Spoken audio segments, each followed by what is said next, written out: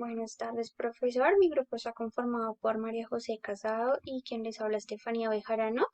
Yo le voy a explicar sobre los tres pensadores, Thomas Hobbes, John Locke y Juan Jacobo Rousseau. Voy a explicar cómo se realizó el cuadro comparativo, las similitudes y pues qué expone cada uno. Vamos a empezar con Thomas Hobbes. Fue un pensador inglés del siglo XVII. Este pensador fue contemporáneo adversario de Descartes. Fue el que elaboró una filosofía política que se basó en sus vivencias con ¿cómo les explico? Con la guerra civil y la revolución. Entonces, la filosofía y todo lo que él expone, lo que él expresa, lo vivió en la guerra civil y en la revolución. Es así como pues él nace como y empieza a ser muy comprometido con el pensamiento político y la filosofía política. Este pensador Thomas Hobbes básicamente explica y expone en su filosofía y en sus obras, porque él realizó pues bastantes obras que son consideradas muy importantes para la filosofía política, donde él dice que los hombres primeramente van a vivir en un estado de aislamiento porque la vida de los hombres es guiada básicamente por los deseos e instintos propios. Y él dice algo muy importante que es que él llama a cuando un hombre se comporta frente a otro hombre con violencia, con todas las cualidades pues negativas, él lo va a llamar estado de guerra, quiere decir de todos contra todos. Quiere decir que el hombre se va a comportar frente a otro hombre como un animal de rapiña. Está tomado literalmente de como lo expresa este pensador. Él expone también que el hombre por naturaleza es un ser que se va a caracterizar por su vanagloria, ya que siempre va a querer imponer como su autoridad propia sobre los demás. Entonces es importante. Algo muy importante a destacar de este pensador, de Thomas Hobbes, es que él es el único pensador aparte de John Locke y de Juan Jacobo Rousseau que va a exponer sobre el gobierno, sobre el Estado. Entonces dice que él defiende la idea de que un solo gobierno fuerte, que sea autoritario, va a garantizar el orden social entre una comunidad, entre una sociedad. Entonces él defiende esta idea, aparte de los otros dos que ya más adelante les voy a explicar. Él utiliza entonces por primera vez argumentos contractualistas y él fue el que inauguró la filosofía política moderna. Importante de Thomas Hobbes es que para él no existen el alma o alguna deidad, por ejemplo Dios, sino solo existen cuerpos materiales, que nosotros somos cuerpos materiales. Y él hace una comparación muy importante de el ser humano con el animal. Entonces, que todos los comportamientos que tiene el animal, los seres animales, son casi iguales a los del humano, de los seres humanos. Entonces, compara la corporalidad, compara el materialismo de los seres animales con los seres humanos. Él también expone en su filosofía, en sus obras, que los hombres necesitan una asociación, que los hombres necesitan un nuevo modo de vivir en sociedad, porque la asociación de los hombres se va a hacer como se va a hacer como para formar algo que se va a llamar más adelante como un cuerpo de sociedad, un cuerpo civil, por decir así, como una estructura social. Entonces, él defiende esta idea de que los hombres pues estén en sociedad, porque así será más fácil pues como que el Estado o el gobierno actúe sobre este pequeño círculo social o comunidad. Él escribió una obra que la llama El Leviatán. El Leviatán entonces para Thomas Hobbes es donde él compara al Estado con este monstruo. Sabemos que el Leviatán es un monstruo bíblico que lo usa en comparación para designar y escribir al Estado. El Leviatán es la descripción de Thomas Hobbes como el Estado.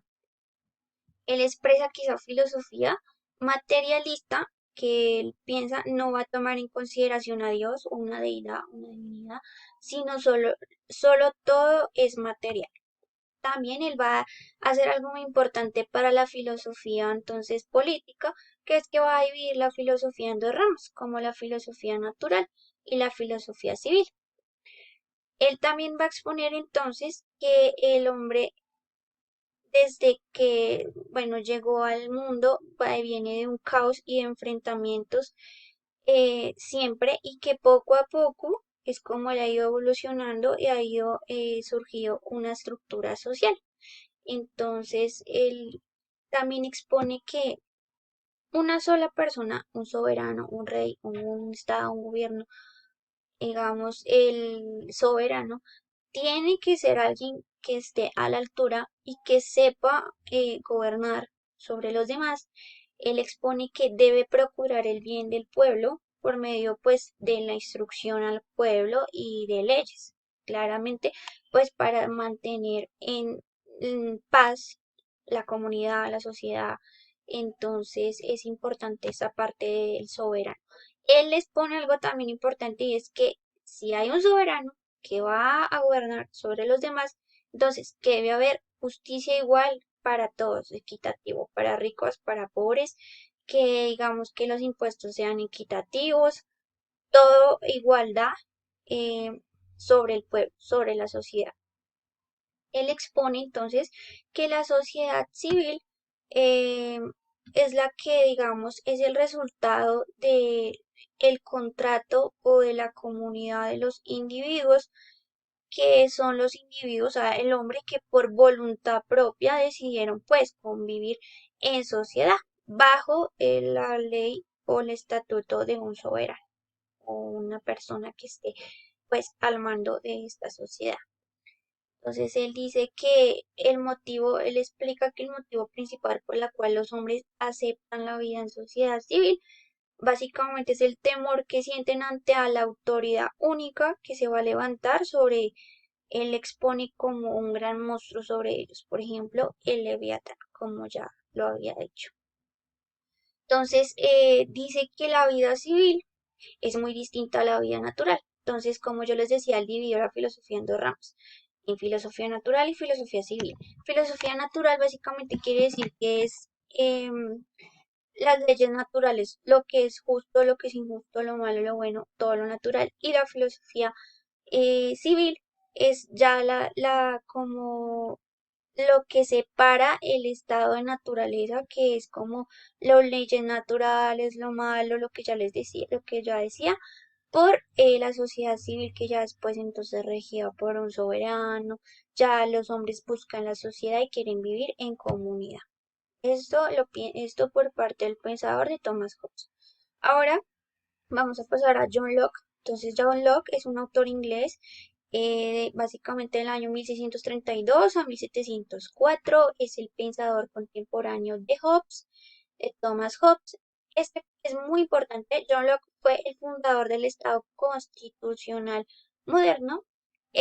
Pensador es el que va a abrir nuevos horizontes a la construcción de la política liberal o de la concepción liberal de la política, donde básicamente va a dejar un lado para la libertad individual, eh, la libertad, pues la vida y la propiedad de los hombres. Quiere decir la concepción liberal de la política. Él fue llamado el fundador del liberalismo moderno, pues porque, como ya decía, fue el que básicamente empezó la construcción de la política liberal. Este pensador John Locke entonces se va a diferenciar, aquí es importante, de la filosofía de Hobbes, en que las características generales del estado de naturaleza del hombre, entonces, no son como pues dice Thomas Hobbes, sino ya John Locke lo replantea aquí en su filosofía. Entonces dice que los hombres por naturaleza van a vivir en un estado de perfecta libertad e igualdad y que en el estado de naturaleza los hombres se van a regir exclusivamente por una ley natural, por la ley natural, que es la ley de la razón.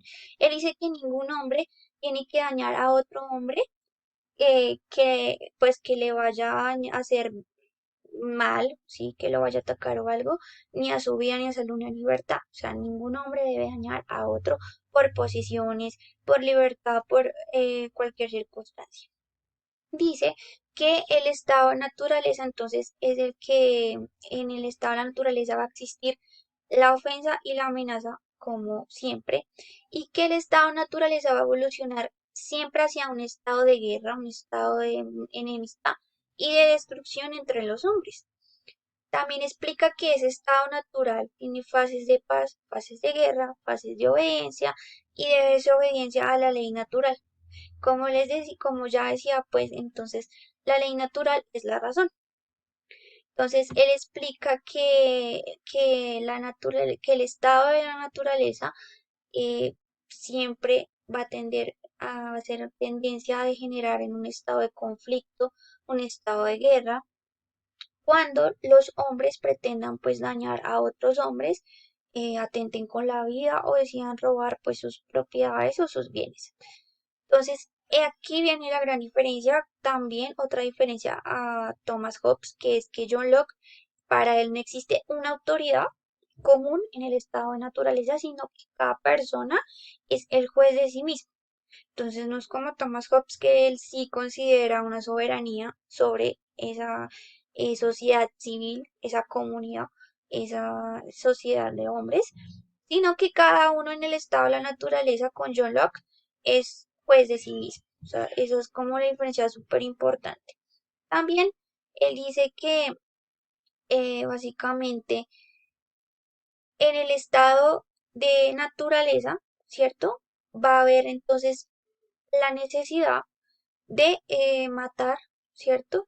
Si algún hombre va a atentar contra otro hombre, entonces claramente esa va a ser como la justicia de la persona en sí misma, ¿sí? O sea, no hay alguien que rija, sino cada quien es el que va pues a, a responder por sus agresiones, por decir así. Entonces, él también expone en esta filosofía que para vivir en sociedad se debe tener el deseo de que el hombre se proteja ante la agresión y proteja pues su vida, proteja sus propiedades, proteja pues todo ante el otro hombre que viene a hacerle pues mal. Aquí entonces se viene a instaurar una palabra que se va a llamar el cuerpo político, que según John Locke es cuando el cuerpo político es cuando los individuos, los hombres van a renunciar a su propia libertad y van a decidir vivir en comunidad y van a constituir un acuerdo. Entonces el cuerpo político es básicamente vivir en comunidad, es actuar y decidir en nombre de todos los de la comunidad, pues apoyar las decisiones, decidir y apoyar las decisiones pues de todos los que están ahí, porque como son mayoría, pues se apoyan entre todos y están juntos entre todos. Entonces John Locke expone básicamente que el gobierno de la sociedad, él explica así, que el gobierno de la sociedad está tenido a la ley, mas no a la voluntad absoluta de un monarca o de una asamblea, como lo tiene, pues lo expresa Thomas Hobbes en su filosofía, sino que cuya autoridad limitada legisla como un cuerpo aparte de aquellos que decidieron fundar la vida en sociedad, o sea, los hombres que por voluntad decidieron formar su vida en sociedad. Entonces, importante de aquí, pues, para conclusión, John Locke no comparte con Thomas Hobbes lo de guerras, lo del estado de guerra, lo de todos contra todos, lo que un soberano va a regir, el gobierno, el Estado Leviatán, como él lo expresa en sus obras, sino que John Locke ya va más allá a la naturaleza, a la ley natural, a la razón, y cómo los hombres van a vivir en sociedad, van a pues a ser jueces de sí mismos. Importante esa parte. Ahora vamos a pasar a John Jacobo Rousseau.